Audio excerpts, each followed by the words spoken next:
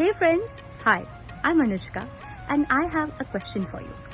Tell me, what is important in Garba?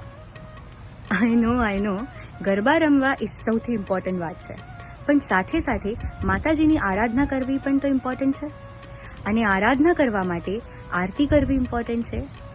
સો આરતી માટે તમારું સુંદર થાળ શણગારી લાવજો અને માતાજીની આરતી કરીને એમની બ્લેસિંગ્સ અને સાથે જ જેનું થાળ સૌથી સુંદર હશે એમને પ્રાઇઝ પણ મળશે. So you are in a win-win position. See you on 4th and 5th October in Columbus. Take care. Jai Mataji, Jai Garba.